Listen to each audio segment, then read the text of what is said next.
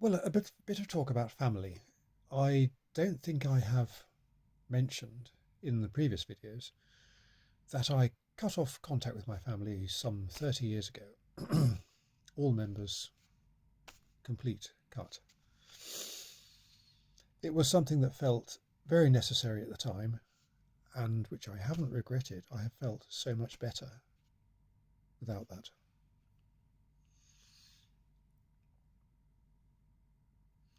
Now, that was contact with all members of the family, and I was happy with that. My sister was the only one with whom I might have wanted to retain any contact, but she went with the rest.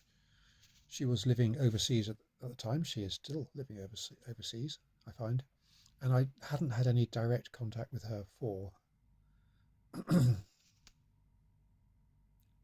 Actually, this isn't entirely true.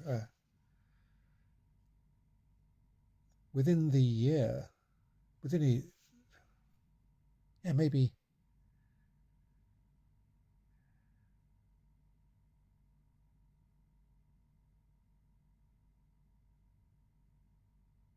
it's probably within about a year of before breaking off contact. I had visited my sister in her home overseas, so we were still in contact at that point, but I don't remember having any after that visit.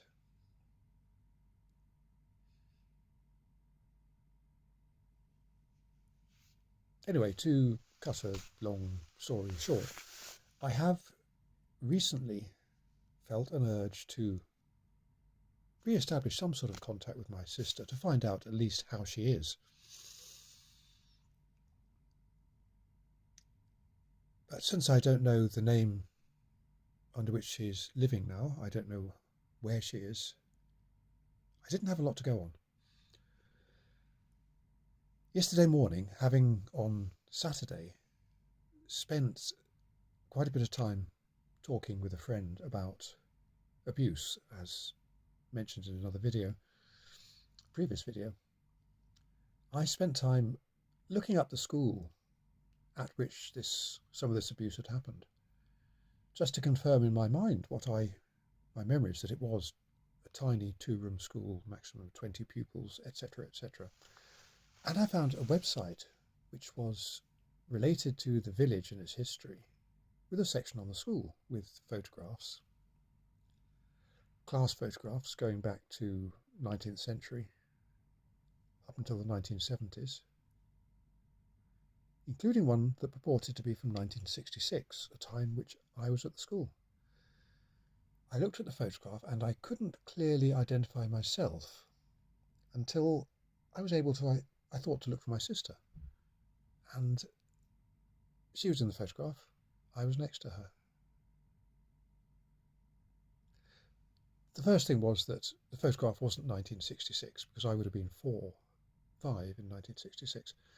And I was obviously older, so it must have been towards the end of my time at the school. So it must have been 7, 8, something like that. But the significant thing was that appended to the photograph, there were comments from people who were identifying people in the photograph. And there was one from a girl who gave her maiden name as being the same as mine. And on reading on, she referred to herself, and next to her, her brother, with my name. Which was, I don't have the words for what an amazing experience that was. Again, long story short, having her current surname, I was able to search on the internet, and in seconds I had her address, her phone number, her occupation. And I just feel it was, at that moment, meant to be. Talking about the abuse on Saturday, tracing my sister on Sunday.